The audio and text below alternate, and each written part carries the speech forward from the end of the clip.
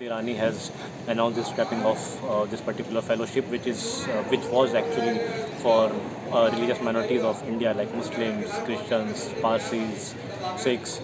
So I would just say that at the stroke of midnight, this blunder has happened. Why I'm saying this because till now, if you look at the stats, around 6,000 or 7,000 scholars have been benefited from this particular fellowship.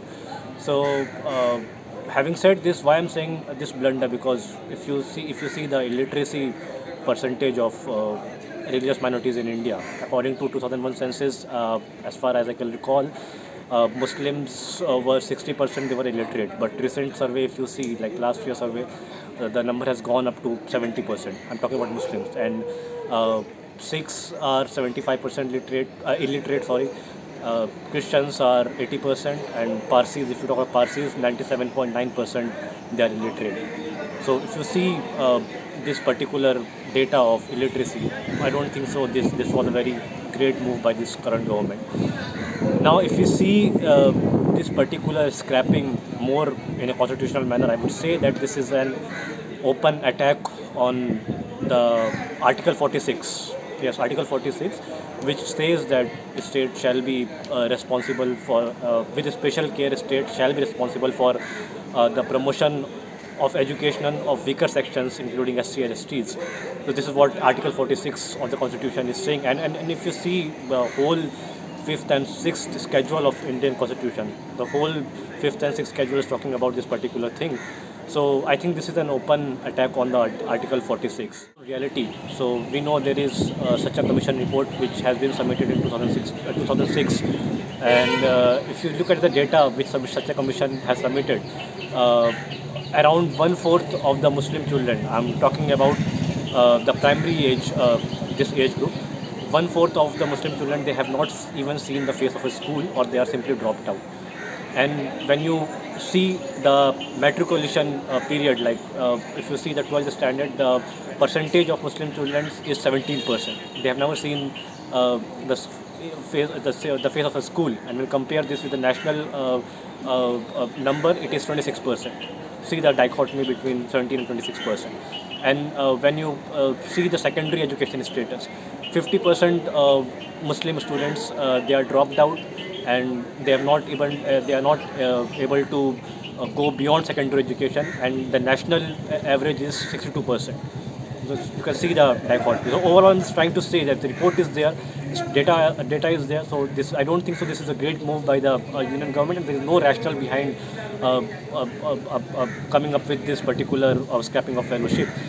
Now, talking about it more rationally, so you see, there is something, as we all know, there is something called communal majority existing in our country, and this is called, and this has been backed by Hindutva ideologues.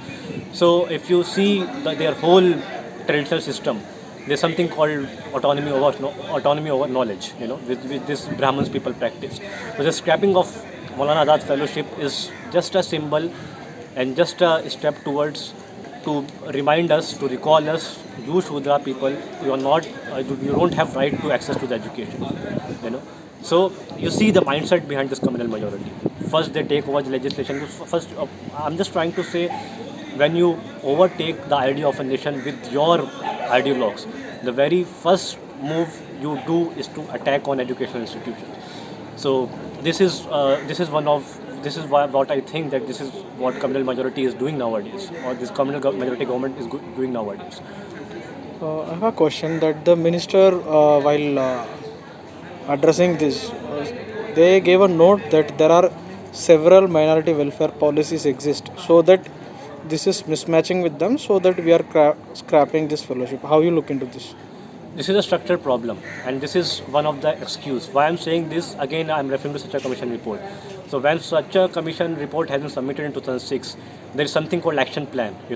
That action plan was also there, which was chaired by, which was head by then HRD minister called, if I'm able to recall, Muhammad M.A. Fatmi. So he came up with a whole action plan how to implement it. So if the government is saying that there is a structural problem and this is conflicting with the existing other fellowship, then this is just an excuse. If you look at the action plan, which such a commission has it already in the report, then I don't think so. This excuse is valid anymore. Having said this about the structural problem, they came up with the new education policy in 2020. So there are many flaws in that education policies as well. So I'll just point out three, four flaws in this. What I see a major drawback of NEP of 2020.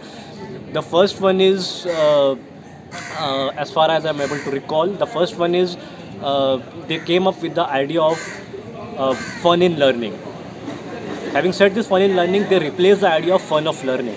See the difference. Earlier there was something called fun of learning. There was various pedagogic tools which was declaring that there are certain you can say pedagogical practices which formulate the idea of fun of learning. When this government has replaced this fun of learning with the fun in learning, now they're prioritizing the enjoyment at the cost of learning.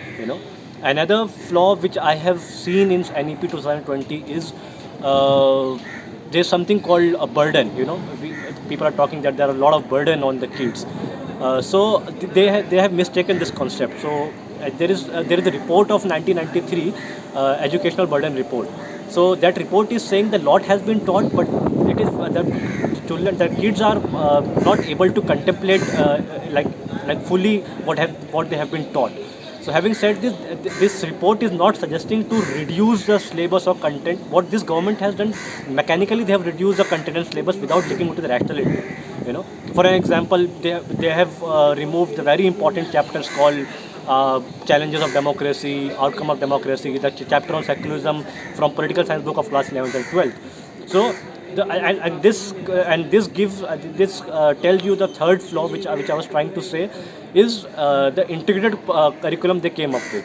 Okay, they came up with integrated curriculum, but they don't have expert who have a very deep knowledge what to delete and what to include in this whole curriculum, in this idea called integrated curriculum. So they don't have any knowledge what to delete and what not to delete for reducing the burden. So this burden is not to reduce the mechanical syllabus. You are just deleting the chapters without understanding the rationale behind it.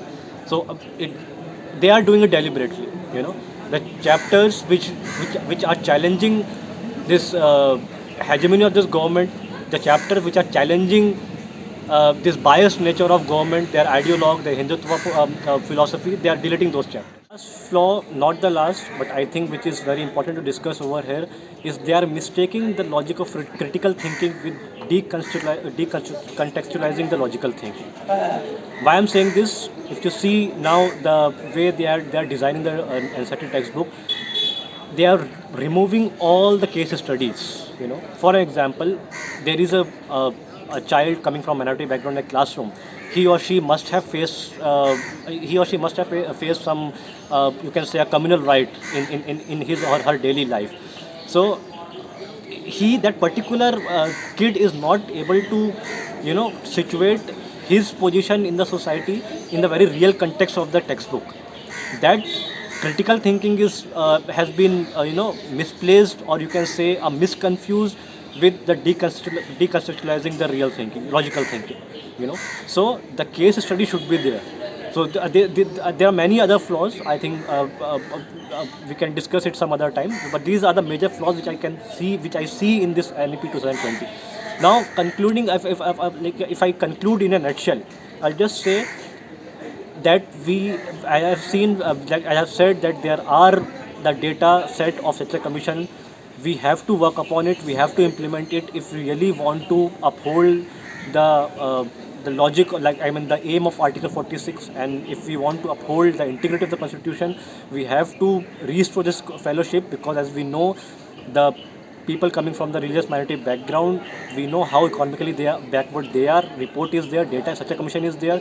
So we have to I don't know, PIL could be one of the most important tool in this to reach all the students to come out in a large numbers and protest against this against this move of union government for the scrapping of minority fellowship, Maulana Azad minority fellowship. So it's a high time to come out in large numbers. Otherwise, this is another attack on education institution.